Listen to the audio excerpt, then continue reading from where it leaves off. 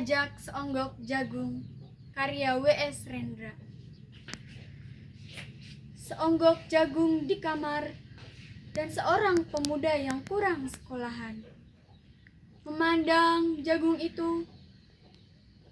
Sang pemuda melihat ladang, ia melihat petani, ia melihat panen.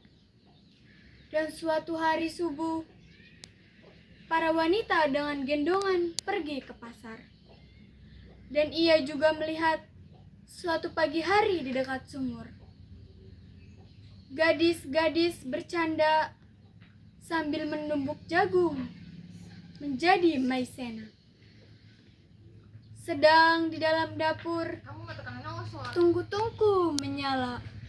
Di dalam udara murni tercium kue jagung, songgok jagung di kamar, dan seorang pemuda. Ia siap menggarap jagung. Ia melihat kemungkinan otak dan tangan siap bekerja.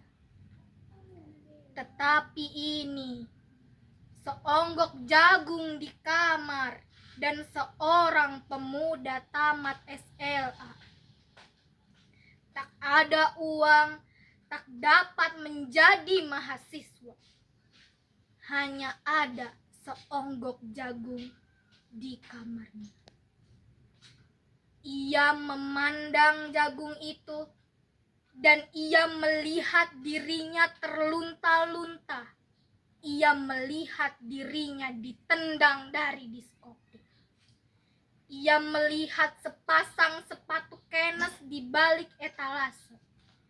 Ia melihat saingannya naik sepeda motor. Ia melihat nomor-nomor lotre.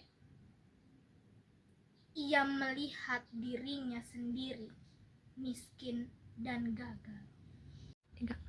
Seonggok jagung di kamar tidak menyangkut pada akal, tidak akan menolongnya.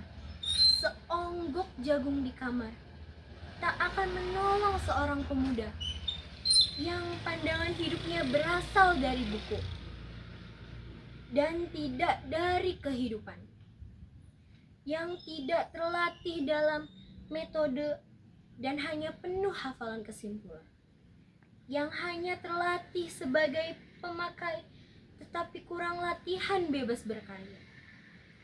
Pendidikan telah memisahkannya dari kehidupan. Aku bertanya, Apakah gunanya pendidikan bila hanya akan membuat seseorang menjadi asing di tengah kenyataan persoalannya?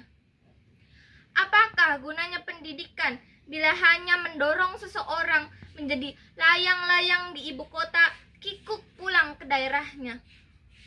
Apakah gunanya seseorang belajar filsafat, sastra, teknologi, ilmu kedokteran, atau apa saja, bila pada akhirnya ketika ia pulang ke daerahnya lalu berkata, "Di sini aku merasa asing dan sepi." Terima kasih. Dah.